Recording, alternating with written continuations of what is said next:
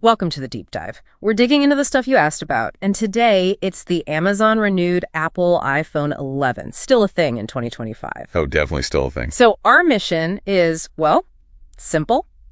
Get you the real story, fix some pretty big errors we found, and give you the lowdown before you hit buy. Yeah, it's an interesting one. The value is kind of split, Yeah. really strong in some ways, but there are definite trade-offs you need to know about. Yeah, let's jump right in. The processor. Amazon's page mentions an Intel Core 5. That's not right, is it? Not even close. That's a major data entry fumble. It's actually Apple's A13 Bionic chip inside. Right, the A13 Bionic. And that's a, hexa-core chip, 64-bit, powerful GPU, neural engine. Exactly. But why does that actually matter in 2025? Well, because that A13 is still remarkably capable. Like, surprisingly so. It often runs circles around brand new budget Android phones. Really? Even now? Yeah, it means the iPhone 11 still feels smooth, runs the latest iOS updates just fine, handles demanding apps. It's got legs. Okay, so performance holds up. What about software updates? That's huge for Apple. That's maybe its biggest strength now. Apple's support is just industry leading. This phone came out in 2019 with iOS 13. Right. And we project it'll get major updates, probably up to iOS 26 until the fall of 2026. And security badges, even longer. That's incredible longevity. You compare that to an Android from 2019. Oh, forget about it. Most lost major OS updates years ago. From a software security and future-proofing angle, the iPhone 11 is kind of hard to beat at this price point. Okay, but it can't all be good news, especially with renewed. Let's get into the buyer beware stuff.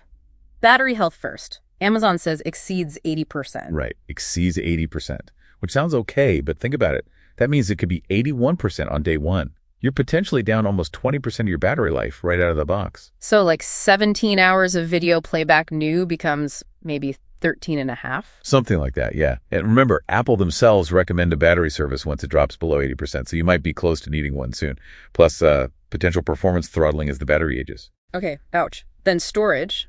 Often it's the 64 gigabyte model. Is that enough for anyone anymore? Honestly, for most people in 2025, 64 gigs is tight, really tight. The OS takes a chunk, apps are bigger, photos, maybe some 4K video. It fills up fast. Super fast. And you can't add an SD card. So you're either paying for iCloud plus storage, only 5 GB is free, or you're constantly juggling files. It's a hassle. Definitely a hassle. Now the big one for renewed. Physical condition, the Summer Lottery.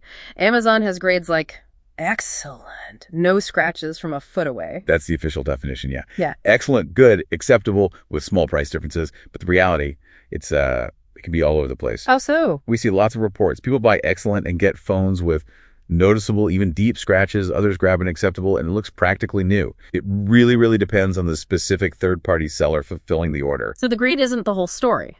Not at all. It's a lottery based on who actually sends you the phone. The saving grace, though, is the 90-day Amazon renewed guarantee. That's your safety net if it arrives looking rougher than advertised. Good point. 90 days is decent. What about what's in the box? Accessories. Okay, important clarification. The USB cable you get. It's not an official Apple cable. Amazon's policy actually prevents sellers from including original OEM cables. Ah, okay. So it's a third-party cable. It must be MFI certified, meaning made for iPhone. Yeah. It meets Apple's standards, so it should work fine. But yeah, not Apple branded. And no charger brick, no headphone. Nope, just the phone and that MFI cable in a generic box. You'll need your own wall plug and any headphones. Okay, summing up the risks. Potential battery issues, tight storage, cosmetic lottery, third-party cable. Who is this actually for, then? I'd say the ideal person is budget conscious. Yeah. Pretty tech savvy and really wants into the iOS ecosystem, maybe values that long software support. Like students, parents getting a kid's first iPhone. Exactly. Or maybe an Android user who's curious about iOS but doesn't want to spend a fortune. They understand they're trading cutting-edge hardware for price and software longevity. How does it stack up quickly against, say, a renewed Galaxy S20 or a Pixel 4? Good comparisons. S20 probably wins on screen. That 120 Hz OLED is nice and it has 5G. But the iPhone 11's A13 is likely faster, and the software support is much longer. Pixel 4, great for still photos, maybe, but the iPhone 11 smokes it on video, battery life, and pure processing power. Okay. But what about another renewed iPhone, like the 12? Now that's the key comparison. A renewed iPhone 12 is usually, what, $75 to $100 more-ish? Around there, yeah. And for that extra cash, you get some big upgrades. An OLED screen instead of LCD, you get 5G, the faster A14 chip. It's a noticeable jump. That's the real calculation for buyers. Is the 11 cheap enough to justify missing out on the 12's modern features? Right, trade-offs. So let's boil it down for you, the listener. What does this all mean? Pros. Great value potential, that strong A13 chip, good camera, amazing software life, premium build feel, and the 90-day return window. But the cons are real.